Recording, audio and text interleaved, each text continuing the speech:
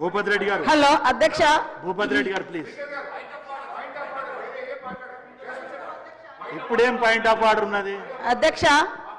అధ్యక్ష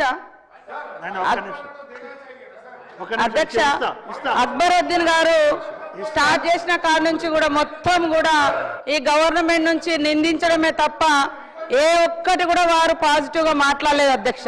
నేను మాట్లాడింది వాళ్ళు 10 years లో ఇల్లు కట్టలేదు ఇవ్వలేదు అని చెప్పిన. మీకు హిందీ రాదు ఇంగ్లీష్ రాదు అంటే my mother tongue is Telugu sir, అందుకనే I'm unable to speak in English or Hindi. నేనేం తెలుగు పర్సన్, తెలుగులో పుట్టిన ఎక్కడో గూడెంలో పుట్టిన దాన్ని, కాబట్టి నేను అర్థం చేసుకోలేకపోయాను. నా ఇన్నర్ ఫీలింగ్ ఏంటంటే వాళ్ళు 10 సంవత్సరాల అధికారంలో ఉండి కూడా వాళ్ళు ఇల్లు లేయలేకపోయారు. 10 నెలలంటే ఈ రోజు అక్కడ వాటర్ కనెక్షన్ లేదు, ఎలక్ట్రిసిటీ లేదు, రోడ్స్ లేవు, అట్లాంటి ప్రాబ్లమ్స్ కూడా ఉన్నాయి. కాబట్టి కొద్దిగా ఆగడం జరిగిందని చెప్పిన దానికి ఆయన లాంగ్వేజ్ను కోట్ చేస్తారు అధ్యక్ష. ఇంకోటి ఏంటంటే వారు మాట్లాడిన దాంట్లో ఓకే పోలీస్ డిపార్ట్మెంట్లో కొంతమంది వ్యక్తులు తప్పుడు వ్యక్తులు ఉండొచ్చు, సెటిల్మెంట్లు చేయవచ్చు, ఎవరైనా వచ్చు, కానీ మొత్తం వ్యవస్థనే పనికిరాదన్నట్టుగా వ్యవస్థనే కించపరిచే రకంగా మాట్లాడి మంచిగా పనిచేసేటువంటి అధికారుల యొక్క ఆత్మస్థైర్యం కూడా దెబ్బతీసే విధంగా వారి స్పీచ్ ఉంది. దయచేసి ఒకసారి రివ్యూ చేసుకోవాలని కోరుతా ఉన్నాం అధ్యక్ష. ఇవాళ 10 years నుంచి కూడా అనేక బిల్డింగ్స్ కట్టారు, ఎక్కడ కూడా సరైనటువంటి పర్మిషన్ లేకుండా కట్టేసారు.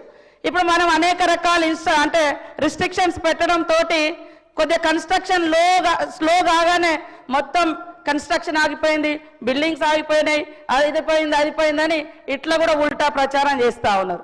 గతంలో చూస్తే ఇదే గత ప్రభుత్వంలో లాస్ట్ మంత్ ఎండింగ్ వచ్చిందంటే పోలీస్ అధికారులను రోడ్ల మీద పెట్టి ఫైన్స్ వేసి ఆ వచ్చిన వాటిని సాలరీ ఇచ్చేది వాళ్ళు. కానీ మన గవర్నమెంట్ అట్లా చేయడం లేదు.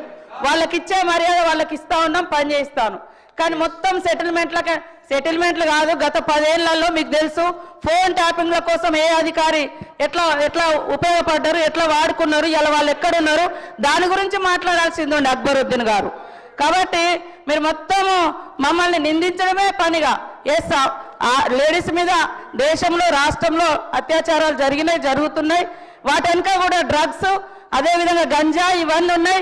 వాటి కోసం కూడా స్పెషల్గా మరి వ్యవస్థను ఏర్పాటు చేసి పోలీస్ అధికారులతో ఎక్కడికక్కడ అవేర్నెస్, శిక్ష ప్లస్ శిక్షణ లాగా జరుగుతుంది.